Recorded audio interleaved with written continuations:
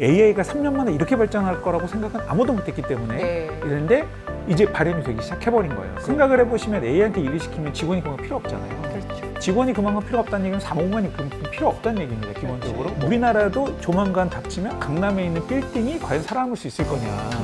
그 우려하시는 게 지금 사실 엔트리 레벨의 직원들을 많이 뽑고 있지 않거든요. 미국도 그래요. 시니어 세대들의 그러니까 실질적인 정년 연장이 늘어날 가능성이 있다. AI가 있으니까 이게 기술적인 부분은 해결이 되잖아요. 네. 근데 그럼 회사는 이제 경험이 많은 사람이 필요한 거예요. 그렇죠. 기술은 해결이 되니까. 그렇지 않아도 줄고 있는 젊은 사람들의 일자리가 이 나이 든 사람들하고에 대한 어떤 그 줄면서 세대 간의 약간 충돌, 세대 간의 반목 이게 더 심해지지 않을까? 뭐 유럽 같이 특히나 이번에 프랑스 같은 경우에 막 이제 연장된다고 막 데모하고 그랬지 않습니까? 나 60대도 쉬어야 되는데 나보다 더 일하라고 약간 이런 얘기.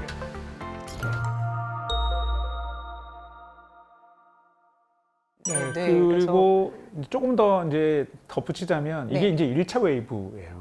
2차 웨이브는 피지컬 AI, 이제 로봇이 들어오면 현장으로 되게 확산될 거거든요. 그러니까 제가 이제 이 지점이 되게 중요하다고 포인트가 뭐냐면 여기서 1, 2년 밀리면 피지컬에도 같이 밀릴 수밖에 없는 상황이거든요. 그럼 이제 기업들 입장에서 보면 이게 이제 다 비용하고 웨스트 오브 타임이라는 거죠. 그러면 이게 하다 보면은 밀리는 거예요. 제가 말씀드렸듯이 매출이 작은 회사들은 국내를 중심으로 하는 회사들은 좀 늦어도 됩니다. 뭐 그 안에서 또 어떻게 보면 또 경쟁을 더 치열하게 하고 계시기 때문에. 그런데 이제 글로벌 회사들은 이게 뭐 1년이면 뭐 세상이 바뀌는 이런 상황에서는 주춤하고 있으면 확 밀릴 수밖에 없는 구조거든요. 그렇기 때문에 저는 대기업이 진홍을 갖추고 움직이는데 여러 가지 고민을 해야 되겠지만 너무 늦춰서 올해를 넘기고 나면 아마 순간적으로 밀리는 회사들이 나올 거고 최근에 이제 재밌었던 포인트 중에 하나가 삼성전자가 2028년인가요? 영업이익 내는 게 일본 100대 기업보다도 더 영업이익이 많다고 할 정도로. 근데 그게 시사점이 있는 게 일본이 처음부터 그렇게 못하지 않았거든요. 일본이 엄청 잘하고 넘사벽이었던 회사들이 우리가 이제 디지털로 넘어가면서 TV가 브라운 컬러에서 LCD로 넘어가고 여러 가지 패러다임이 바뀌는 상황에서 못 쫓아서 저렇게 된 거거든요.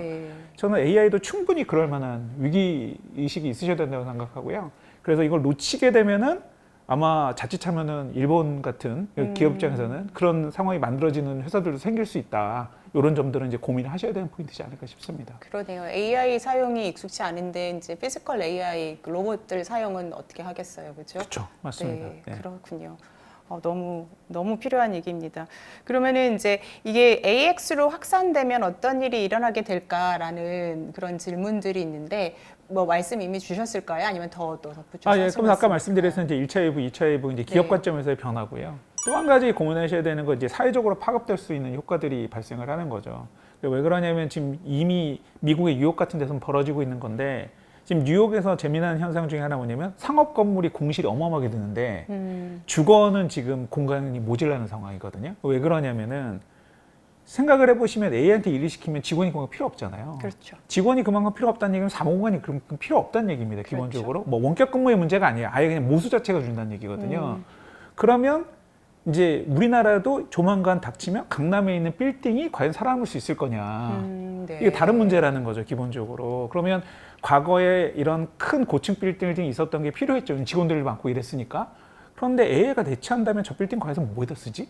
그러니까 이제 뉴욕 같은 데는 주공간이 부족하니까 그거를 이제 뭐 100년 된 이런 건물들을 이제 주공간으로 바꾸는 작업들을 지금 하고 있거든요. 그래서 그런 건 되게 시사점이 있다고 좀 보고요. 그리고 그렇게 되면 이제 도시 집중화가 엄청나게 일어날 수밖에 없는 구조잖아요. 지금도 서울은 뭐 1000만 명 많다 그러는데 더 늘어날 수도 있습니다. 그래서 이런 패러다임 시프트가 하나 있을 것 같고요. 또 한 가지는 AI가 이제 되면서 여러 가지 변화들이 하나가 있는데 이제 물하고 전기를 어마어마하게 갖다 쓰거든요. 얘가 그렇죠. 기본적으로. 그래서 이제 전기 가격이 계속 오를 것 같은데 뭐 중동 사태 이전에도 그러면서 어떤 이제 패러다임의 하나의 변화가 생기냐면 로컬로 가서 사시는 분들이 생기는 거예요. 그런 물가가 비싸지고 요새 인플레이션도 일어나고 에너지 비용이 올라가니까 로컬로 가는 미국 같은 데 충분히 가능한데 약간 변두리에 가서 사신다는 그렇죠. 왜냐면 뭐 워낙 물가가 비싸니까. 물가도 비싸고 농산품이야 그 주변에서 뭐 파머스 마켓 같은 데 사시면 되니까 그러면서 해결할 수 있는 가장 좋은 게 뭐냐면 에너지 문제입니다. 왜냐면 태양광이 가지고 하면은 전기차로 태양광으로 하면 에너지 문제가 일단 해결이 되는 거고 그러면 적은 돈으로도 생활이 가능한 상황이 벌어지거든요. 그래서 AI가 좀 더 이제 크게 발전을 하게 되면 제가 생각하는 거는 정말 더 도시가 더 메가시티가 될 거고 되려 지방에 있는 소도시는 이런 신재생 에너지를 중심으로 한 어떤 빌리지 개념의 어떤 로컬 어떤 이코노미 같은 게 생길 거라서 그러다 보면 이제 지역 화폐라든가 이런 것들의 여러 가지 패러다임이 있어서 오늘 뭐 그 자리를 걸 얘기를 드리는 상황은 아니지만 패러다임 자체가 변하고 있고 거기에 지금 가장 큰 충격을 주게 될 게 인플레이션과 여러 가지 기준 금리 여러 가지 변화들이 있는데 우리나라도 여기서 자유롭지 못하긴 하거든요. 제가 봤을 때 미국이 좀 더 빠르게 움직일 것 같고 그래서 우리나라도 그런 영향들이 아마 올 하반기부터는 빠르게 일어나지 않을까. 그래서 그런 패러다임들의 어떤 그 사회적 변화 이런 부분들도 꽤 장기적으로 보면 크지 않을까 이런 생각은 하고 있습니다. 예. 저는 이제 한국에서도 살아보고 미국에서도 살아봤는데 한국이 뭔가가 항상 더 빨랐거든요, 미국보다. 근데 미국이 이렇게 뭔가 빨리 변하는 건 저는 살면서 처음 본 것 같아요. 아니 여기가 이렇게 빨리 변한다고? 라는 게.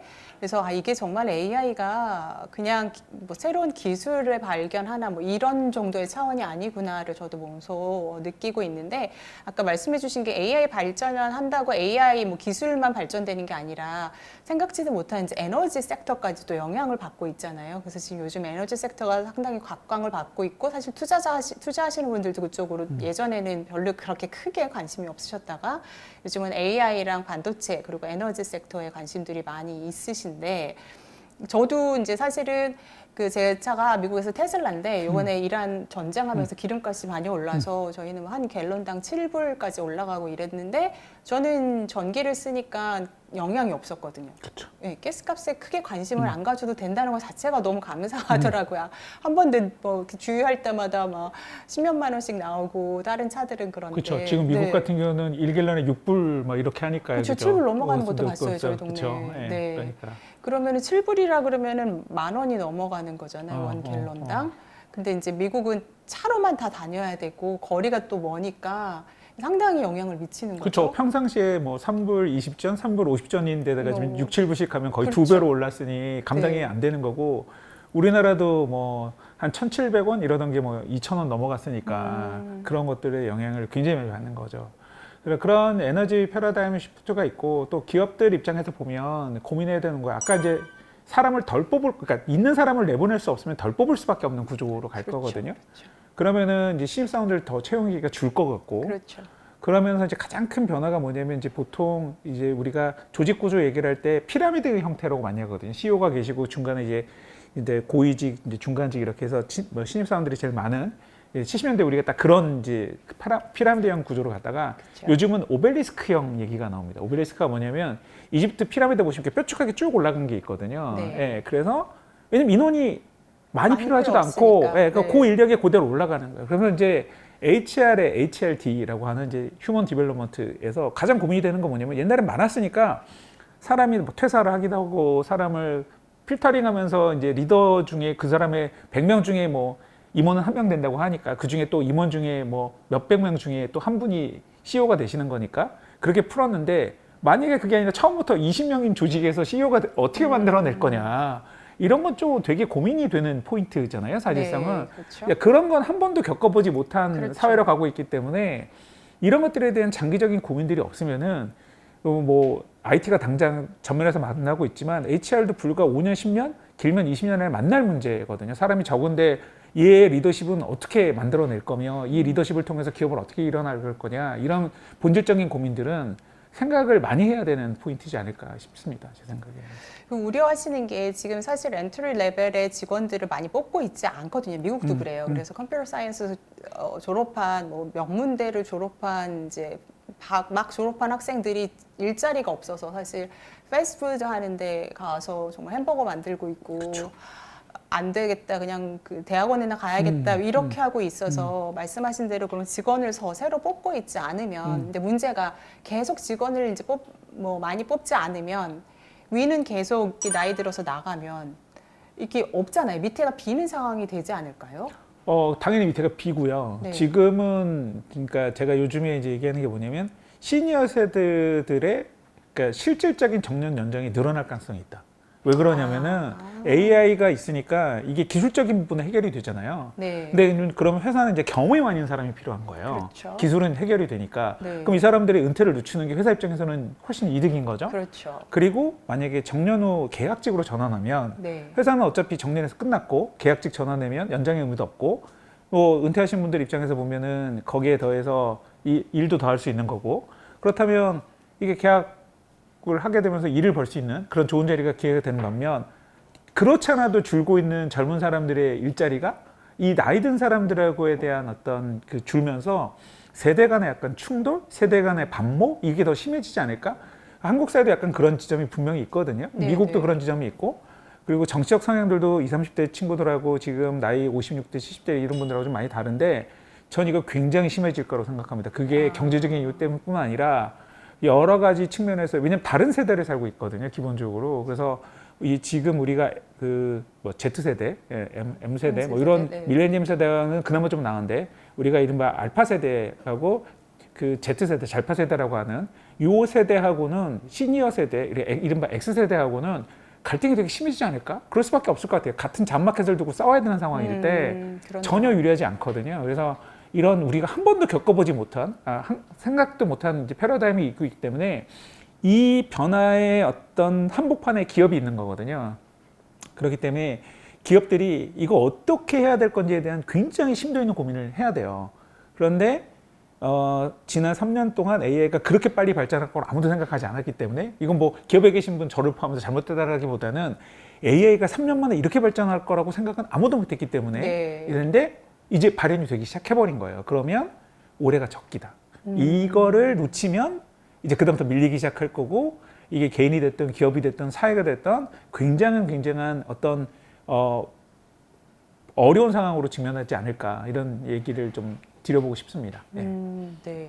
그 정년이 늦춰질 수 있다는 거는 이렇게 막 반가워만 할 수는 없는 상황이네요. 이 단면으로 봤을 때는 반갑지만 또 그 이유로 봤을 때는 또 이제 젊은 세대들에게는 또 기회가 또 줄어드는 거일 수도 있어서. 그렇죠. 근데 뭐 그렇죠? 유럽 같이 특히나 이번에 프랑스 같은 경우에 막 이제 연장된다고 막 네. 데모하고 그랬지 않습니까? 나 60세도 쉬어야 되는데 나보다 더 일하라고 약간 이런 그러니까 복지가 잘 된 국가 입장에서 보면 더 네. 일할 이유가 없는 거죠 기본적으로. 그러니까 문제가 아닌데 이래서 한국만 하더라도 지금 이제 노년 노동이라고 해서 나이에서 은퇴하고 노동을 해야 되는 상황들이 굉장히 많기 때문에 그런 지점들이 있는 부분들이 있고 그게 모든 사람에 해당되게 안 된다는 게 또 문제이기도 해요 사실상은. 그러네요. 제가 전문직에서만 좀 일부 해당되는 상황이니까. 그런데 미국도 비슷한 상황인 거고 그러니까 보장제도가 약하면 약할수록 이런 거에 대한 여파가 커질 수밖에 없는 상황을 갖고 있지 않을까. 그리고 뭐 요즘 우리나라도 비슷하긴 합니다만 그 법률회사 제가 최근에 들었는데 좀 충격적인 일이 들은 게 신입 변호사를 안 뽑으시겠다고 뭐 이런 맞아요, 얘기를 할 정도로 그래서 좀 놀라긴 했어요. 그랬더니 필요 없다. AI가 다 해주는데 왜 우리가 변호사를 뽑아가지고 연수를 시켜가지고 하냐. 좀 민감한 얘기일 수 있습니다만 네, 법률사. 네, 맞습니다. 그런데 네. 한국이 지금 이러고 있는데 과연 미국은 이렇게 안 바뀔 거냐. 한국이 좀 빠르다고 말씀하시는데 지금 그런 부분은 한국이 되게 빠르거든요. 그래서 내보내지는 못하지만 안 뽑는 쪽은 훨씬 빨리 움직일 것 같은 상황이라서 이게 미국보다는 어떻게 보면 되게 심화될 것 같긴 해요. 지금 뭐 회계사들도 지금 시험 합격했는데 회계법인에 못 가서 잡을 못 구하고 있는 상황들이니까 그러다 보면 이게 굉장히 어려워지는 지점들이 생기지 않을까 이런 생각이 듭니다. 예. 네, 저희도 미국 사무소도 저희만 봐도 이제 변호사님들이 여러 분 계시지만 AI를 잘 다루는 변호사님 그리고 못 다루는 변호사님으로 벌써 나눠지게 되고 일을 맡기는 것도 AI를 다룰 수 있느냐 없느냐에 따라서 저희 사무실 내에서도 벌써 나눠지게 되더라고요. 제가 일을 어사인 할 때도 그래서 말씀하신 대로 뭐 다들 뭐 올해가 되게 중요한 해다 AI에 대해를 이제 다룸에 있어서 이렇게 얘기를 하시는데. 오늘 저는 너무 좋은 게 AI 얘기를 할 때 그 실리콘밸리 AI 얘기 많이 해서 정말 많이 듣고 있는데 그 어디서도 들어보지 못한 맞다 그런 관점의 문제점들을 지금 위원님 말씀하시는 거 들으면서 맞다 그렇겠구나 그럴 수 있구나 막 이렇게 너무 동감이 됐고 그런데 그런 관점의 얘기를 해주셔서 저는 너무 좋고 아마 들으시는 분들에게도 정말 많이 도움이 되실 것 같아요. 좋게 봐주셔서 감사합니다. 네, AI 관해서 뭐 조금 더 하실 말씀이 혹시 있으실까요? 결국은 이제 저는 기업에 있었으니까 기업에 오래 하고 기업을 컨설팅하고 기업에서 이제 리더도 했었기 때문에 결국은 기업은 이제 성과를 내야 되고 AI를 가지고 해야 되는 건데 그래서 고민이 되게 많으세요. 단기적 성과 안 나는 분들도 있고 이게 지금 뭐 했을 때 약간 문제가 아예 없는 건 아니니까 뭐 개인정보보호법이라든가 여러 가지 문제점들이 있기 때문에 쉽지 않은 부분이 없다라는 건 아닙니다. 근데 중요한 건 뭐냐면 이 쉽진 않지만 지금은 배에 힘지고 꾸준히 한 발 한 발 가야 되는 상황이거든요. 그래서 외부에서 뭐 갑자기 이런 거죠. 뭐 해서 뭐 이게 성과가 대박 났어요. 제 경험상 그렇게 날 수가 없는 지점들이 굉장히 많고요. 아까 DX를 꾸준히 10년 동안 해오셔서 데이터를 축적을 잘 하시고 데이터 정비를 잘 하신 데들은 그런 데가 있겠지만 지난 10년 동안 그렇게 하는 회사가 진짜 많을까요? 별로 없을 거라고 저는 생각합니다. 네. 그러면 이제부터 데이터를 정제하고 쌓고 프로세서 잡으시고 이 작업을 안 하면 이게 되게 재미없는 작업인데 이거 안 하시면 AI로 못 가거든요. AX로 갈 수가 없거든요. 그래서 늦었다고 생각하시지 말고 데이터 쌓는 일부터 차근차근 하셔서 지금부터 올라가면 남들보다 6개월 늦을 수는 있지만 그래도 많이 늦지 않을 수 있다. 네. 그런데 그거 안 하고 그냥 보여주기 식으로 AX 이거 성과 냅니다. 올해 이거 보여드릴게요 라고 하는 순간 저는 또 그 이상을 못 갈 거고 그게 결국은 본질적인 어떤 경쟁 확보에 도움이 안 될 거라서 그런 측면에서는 좀 더 깊이 보시고 넓게 보셔야 되지 않을까 이런 말씀을 드리고 싶습니다. 너무 중요한 얘기 해주셨어요. 네, 정말 깊이 있는 얘기 너무 오늘 감사드리고 저희 그 DLG People and Insight 할 때 제가 항상 여쭤보는 게 있어요. 이거 미리 질문을 안 드렸는데 혹시 만약에 시간을 되돌릴 수 있어서 내가 돌아갈 수 있다면 나는 뭘 다르게 하겠다. 이렇게 그런 게 있어서 뭐 사업을 하시는 분이나 아니면 뭐 미국 진출하시려는 분들이나 아니면 지금 시대를 살아가고 있는 분들께 혹시 도움이 될 만한 나 같으면은 시간을 돌아가면 이걸 이렇게 했을 것 같아 하는 게 혹시 있으실까요? 비트코인을 더 샀을 거야 뭐 이런 것도 좋고요. 그런 거는 이제 뭐 와이프인데 제가 네. 이제 그 중간에 이제 스타트업 엑셀레이터를 한 몇 년, 7, 8년 정도 했는데 네. 제가 해외 진출을 하려고 노력을 되게 많이 했는데 해외 진출이 잘 안 됐어요. 그래서 네. 한 군데는 이제 당시 변호사님 통해서 미국에 저희가 이제 자회사를 한번 만든 적이 있었고 네네. 한 군데가 제가 봤던 데가 중동이었거든요. 그래서 제가 국내에서 거의 최초로 중동에 가겠다고 엑셀레이션을 했었는데 좀 미국보다는 중동이 1순위라고 했는데 네. 중동 사업이 좀 안 됐어요. 그래서 네네. 중간에 이제 잡고 나왔는데 그때 갔으면 그러니까 저는 아직도 중동이 스타트업들한테 굉장히 기회가 있는 지역이라고 생각을 하거든요. 네. 근데 전 미국보다도 더 있다고 생각을 하는데 근데 그런 지점을 조금 끝까지 가보지 못했던 게 좀 아쉬운 지점이 좀 있고요. 미국은 어떤 면에 보면은 솔직히 미국이라 하지만 너무 큰 동네지 않습니까? 그렇죠. 너무 50개 큰 주가 동네고. 있으니까. 네. 그래서 저도 이제 주로 서부에만 있었는데 만약에 기회가 있었다면 제 동부에서 진짜 일할 기회가 98년도에 한 번 있었거든요. 개발자로. 네. 예, 근데 그때 만약 내가 개발자로 뉴욕에 가서 일을 했으면 어떤 일이 생겼을까 이런 생각은 좀 해보게 됩니다. 그게 굉장히 좋은 오퍼튜니티였는데 왜냐면 IMF 터지고 나서 한국에 일이 없어서 미국에 가서 텍사스에 가서 일을 하고 있었는데 잡오퍼를 뉴욕에서 되는 거를 받았었는데 여러 가지 사정상 이제 안 하고 이제 한국으로 왔었는데 그런 측면에서 보면 인생은 알 수 없지만 한번 좀 도전해봤으면 재밌었지 않았을까 이런 생각도 좀 듭니다. 네. 그 중간에 기획하시다가 잘 안 됐다고 그 중간에 접으신 게 후회가 되시는군요. 계속 잘 안 됐지만 계속 쭉 밀고 나가 볼 걸 중동 사업처럼 그쵸. 그게 후회가 되시고 좀 약간 모험이 있는 것 같지만 좋은 기회였는데 그걸 잡지 않으신 게 좀 지금 후회가 그렇죠. 되시고 네 그럼 모험 한번 해보시고 잘 안 되는 것도 끝까지 밀고 나가보는 거 네, 필요할 것 같습니다. 물론 인생은 어떻게 될지 모르지만 그렇죠. 네. 오늘 멀리까지 와주셔서 너무 좋은 얘기 해주셔서 정말 감사드립니다. 이런 얘기는 정말 어디서도 듣기 어려운 얘기인 것 같은데 너무 감사드리고요. 저희 그 DLG 마칠 때 저희는 하이파이브를 끝내요. 예. 네, 이 사무실 오늘 너무 감사합니다. 감사합니다. 감사합니다.